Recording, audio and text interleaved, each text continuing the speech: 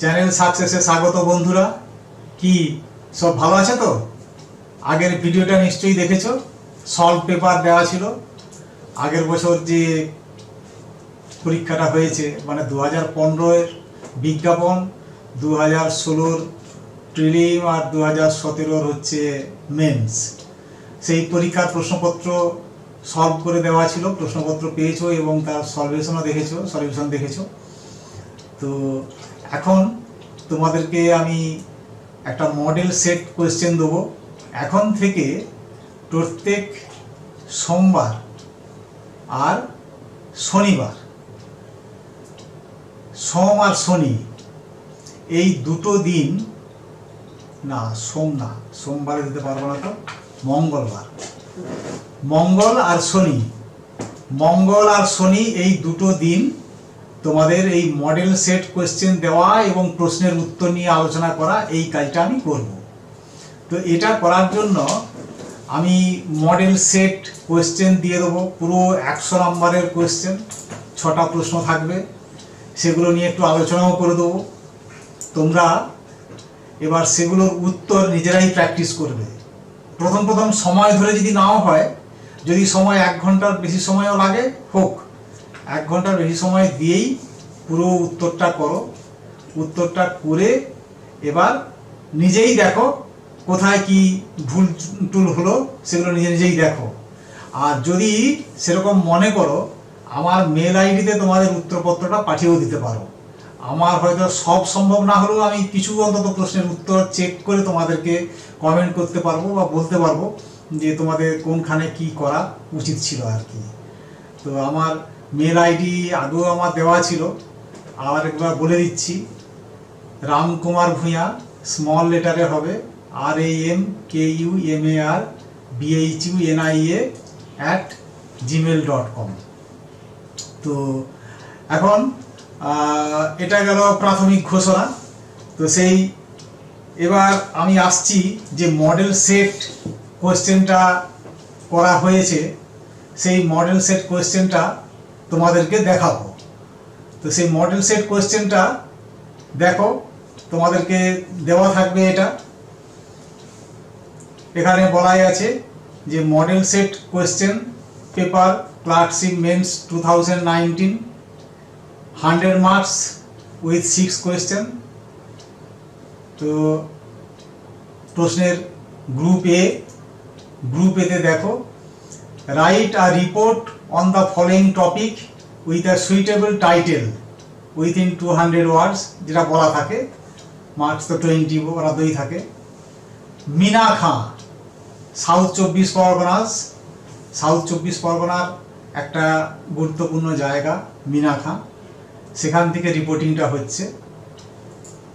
20 May, cyclonic storm Amphan hit about 6:20 PM entire South 24 Parganas, part of North 24 Parganas, Kolkata, Howrah, Hooghly, part of East Medinipur badly affected. Casualties 82 died, wounded many, about 56,000 dwelling houses damaged. Relief and rescue operation by civil defense, NDRF, police, civic volunteers and others. Government announced 20,000 rupees for the houses destroyed by the calamity and rupees 2 lakh to the kins of the dead. এটা রিপোর্টের জন্য কিছু hints দেওয়া আছে, একটু minorly খেয়াল করলেই দেখবে যে হিন্টস তো নয়, পুরো রিপোর্টটাই যেন করে দেওয়া আছে। আসলে যেহেতু প্র্যাকটিসের প্রথম দিকটা, সেই জন্য আমি জাস্ট হিন্টসটুকু না দিয়ে রিপোর্টের ভঙ্গিতেই বিষয়টাকে উপস্থাপিত করেছি। এখানে কিছু কিছু জায়গায় তোমার সামান্য পরিবর্তন করে দিয়েই একটা করে সেন্টেন্স দাঁড় করিয়ে দেওয়া যাবে। তোমরা সেটা দেখতেই পাচ্ছ যে একটা রিপোর্ট লেখার জন্য বলেছিলাম যে কোথা থেকে রিপোর্টটা করছো, কবে করছো, সেটা দিতে হবে। এখানে ঘটনাটা বলা হয়েছে 20 মে, অর্থাৎ 20 মে যদি রিপোর্ট হয়, তাহলে তোমরা রিপোর্টটা করছো কবে? মানে 20 মে যদি ঘটনা হয়, রিপোর্ট হবে নিশ্চয়ই তার পরদিন মানে 21 মে। তার মানে তোমার সেই রিপোর্টিং এর জায়গায় 21শে মে এই তারিখটা উল্লেখ করতে হবে। স্থানটা কোথায়? স্থানটা মিনাখা। মিনাখা কোথায়? সাউথ 24 পরগনা জেলায়। তো এগুলো বলেই দেওয়া আছে। এবার ঘটনা কি হয়েছে না, সাইক্লোনিক স্টর্ম আমফান। আমফান নাম তোমাদের কাছে খুবই পরিচিত নাম হয়ে গেছে এখন। হিট অ্যাবাউট 6:20 PM। এবার এইখানে একটা দেখো ভার্বও দেওয়া আছে। এবার সেন্টেন্সটাকে একটু নিজের মতো করে গুছিয়ে নিতে হবে আর কি। এইভাবেই প্রত্যেকটা যে পয়েন্ট আছে এই পয়েন্টগুলোকে ডেভেলপ করলেই দেখবে তোমার প্রায় 22,000 ওয়ার্ডস 200 ওয়ার্ডসের মতো একটা রিপোর্ট দাঁড়িয়ে যাবে। রিপোর্ট করার জন্য একটা হেডিং দিতেই হবে, আগের দিন বলেছিলাম। তো তোমরা উত্তরটা লিখো। উত্তরটা লেখার পর যদি নিজের থেকে মনে হয় যে নিজে সন্তুষ্ট হতে পারছো না, সেই ক্ষেত্রে তোমরা মেল করতে পারো। আচ্ছা, এবার পরের কোশ্চেনে এসো। Write a precis on the passage and add a suitable title. তো প্রেসি লেখার ক্ষেত্রে আগের দিন আলোচনা করেছি যে টাইটেল চাই। টাইটেল দেওয়ার জন্য তোমাকে প্যাসেজটা আগে ভালো করে পড়তে হবে। প্যাসেজটা পড়ার সময় মানে প্রথমবার প্যাসেজটা পড়ার সময় একটু মোটামুটি স্পিডে পড়ে যাবে, খানিকটা মানে বুঝে বুঝে, মানে পুরোটার একটা গল্প যেন তোমার মনের মধ্যে চলে আসে। সেকেন্ড টাইম যখন পড়তে যাবে, একটা প্রেসি ঠিকঠাক করে উত্তর লিখতে গেলে অন্তত 3 বার পড়তে হবে। তো তুমি প্রথমবার যখন পড়বে, প্রথমবার পড়ার সময়ই মনের মধ্যে যেন একটা গল্প তৈরি হয়ে যায়। মানে যে বিষয়টা নিয়ে বলতে শুরু করছে, সেই বিষয়টা সম্বন্ধে কি বলতে চাইছে সেই সম্বন্ধে একটা ভাষা আইডিয়াও যেন তোমার হয়ে যায়। আমি প্রথমে সেরকমভাবে একটা পড়ে যাচ্ছি, দেখো। It is much better to give hope and strength and courage than money. The best help is not to bear troubles of others for them, but to inspire them with courage and energy to bear their own burdens for themselves and meet the difficulties of bravely. এখানে after একটা ভুল প্রয়োগ হয়ে গেছে, meet the difficulties bravely হবে, এখানে অফটা বাদ যাবে।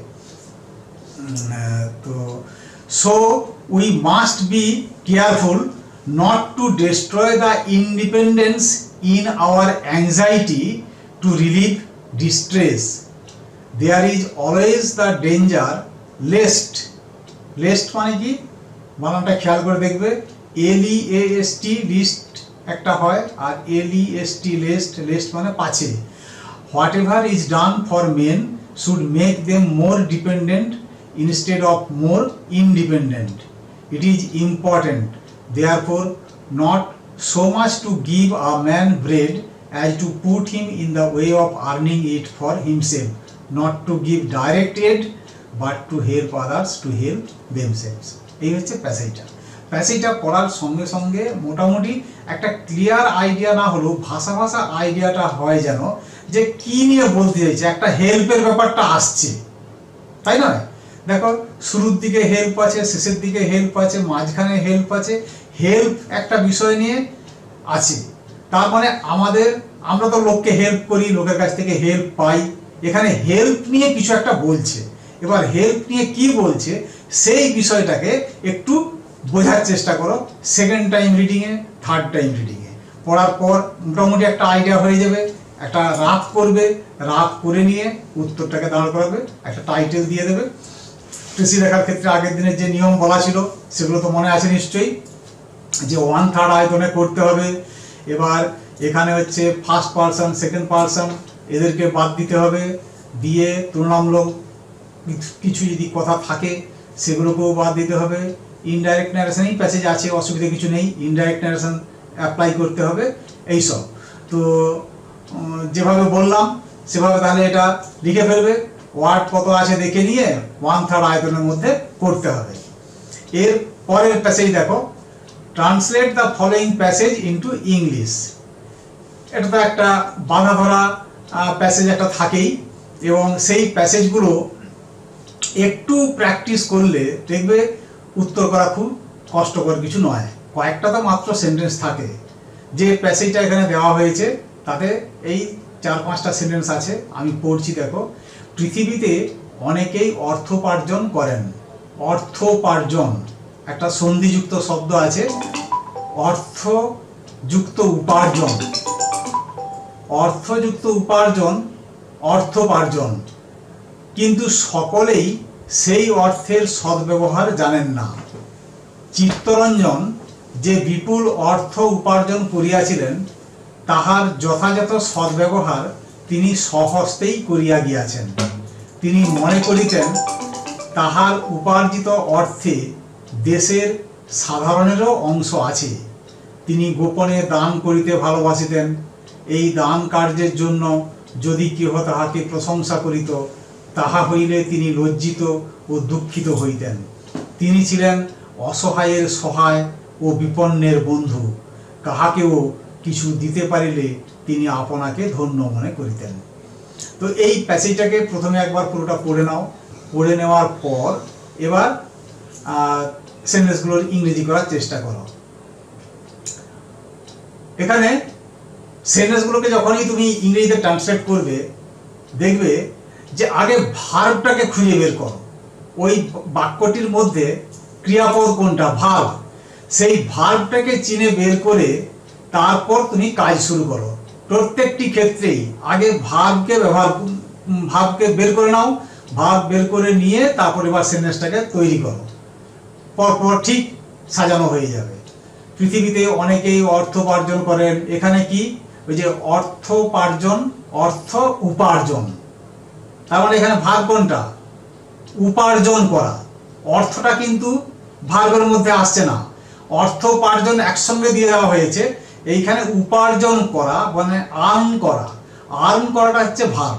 তো সেইভাবে এটাকে করতে হবে। কিন্তু সকলেই সেই অর্থের সদ্ব্যবহার জানেন না। এখানে ব্যবহার করা, ব্যবহার জানেন না, সদ্ব্যবহার।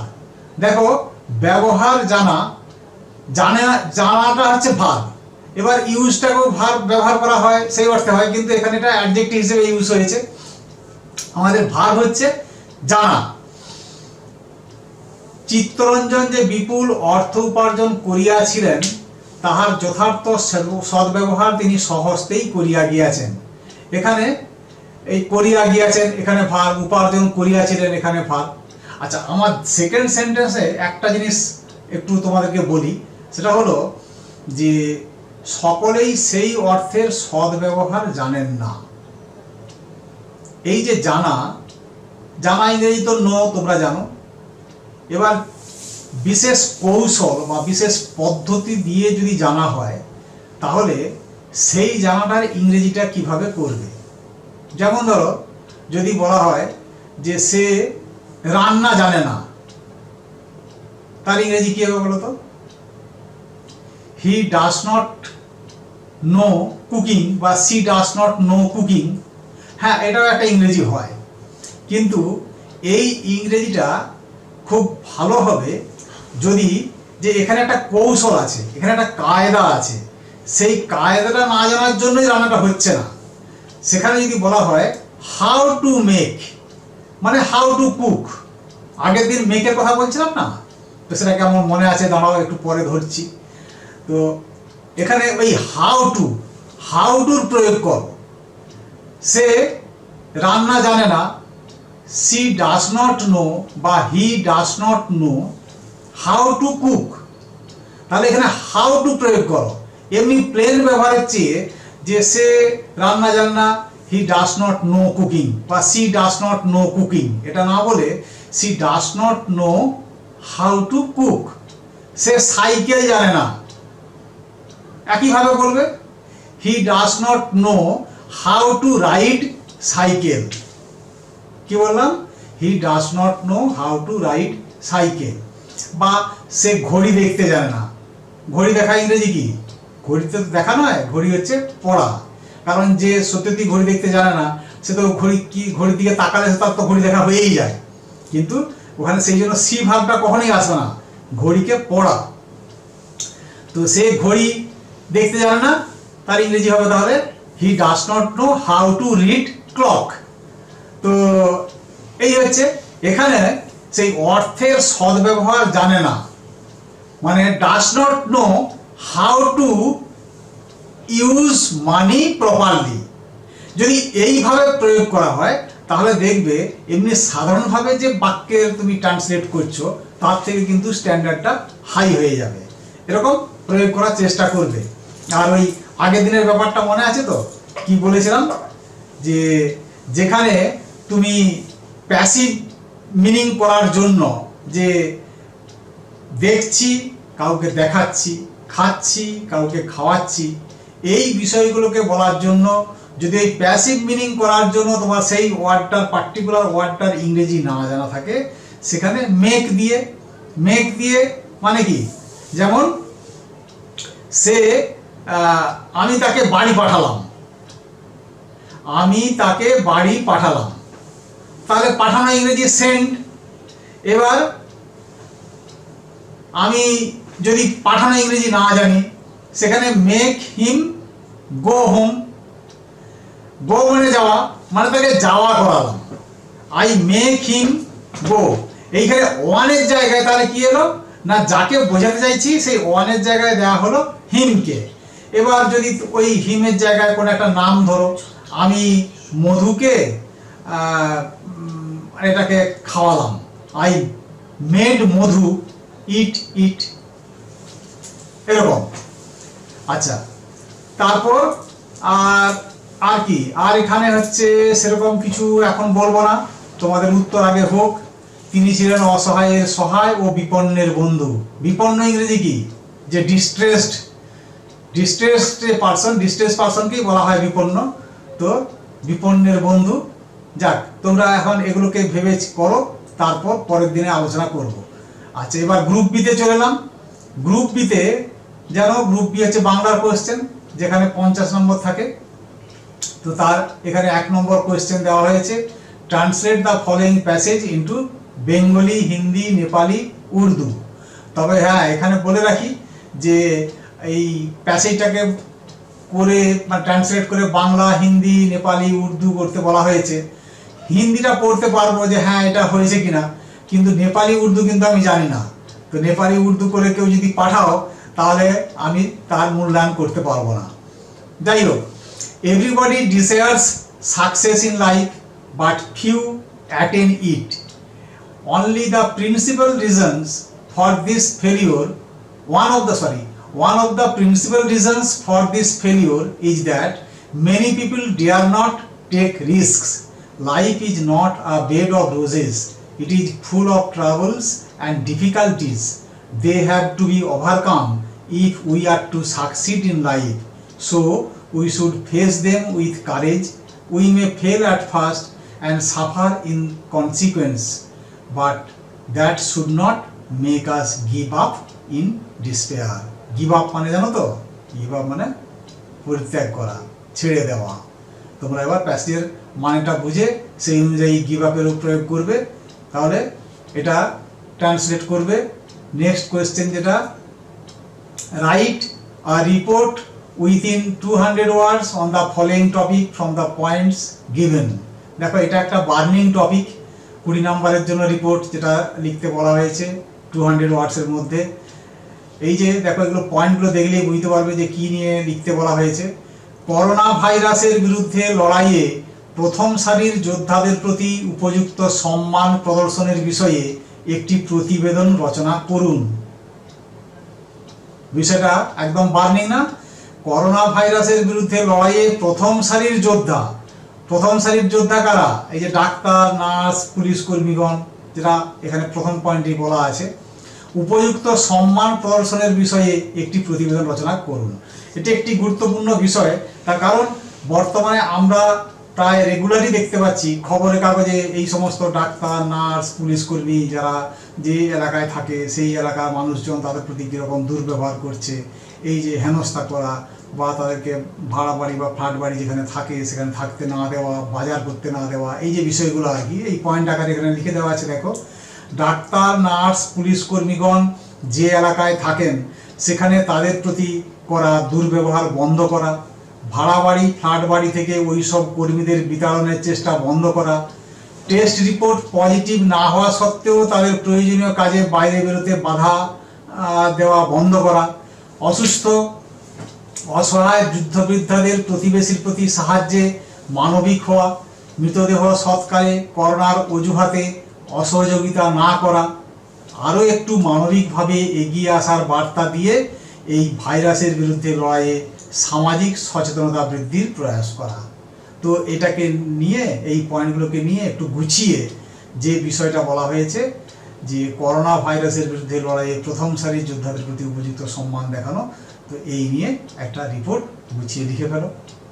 নেক্সট কোয়েশ্চেন যেটা আছে, write a precis of the following passage with a suitable title to it. Precis লিখলেই তার টাইটেল করতে হবে এবং এই নিয়ে নতুন করে বলার কিছু নেই। দেশ ভ্রমণ শিক্ষার একটি প্রধান অঙ্গ।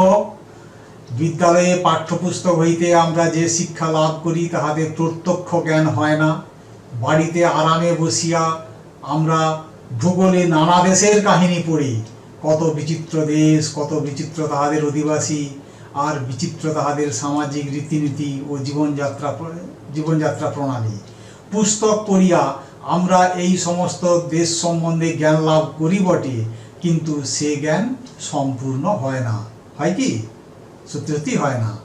দেশ ভ্রমণ না করিলে তাই শিক্ষা অপূর্ণাঙ্গ। এই জন্য ইউরোপ, আমেরিকা প্রভৃতি পাশ্চাত্য দেশগুলিতে বিশ্ববিদ্যালয়ের ছাত্রদের জন্য দেশ ভ্রমণের ব্যবস্থা করা হয়। আমাদের দেশেও অদূর ভবিষ্যতে এই ব্যবস্থা প্রচলিত হওয়া নিতান্ত প্রয়োজন। তো এই হচ্ছে আমাদের মডেল সেট। কোশ্চেনটা দেখতে পাবে তোমরা। তো আজকে এই কোশ্চেন নিয়ে আলোচনা করলাম, পরের দিন উত্তর নিয়ে আলোচনা করব। তোমরা তার মধ্যে এটাকে রেডি করে ফেলো, করে যদি তোমাদের পক্ষে সম্ভব হয় ওই যে মেল আইডি বললাম ওই মেল আইডিতে পাঠিয়ে দিও। Thank you.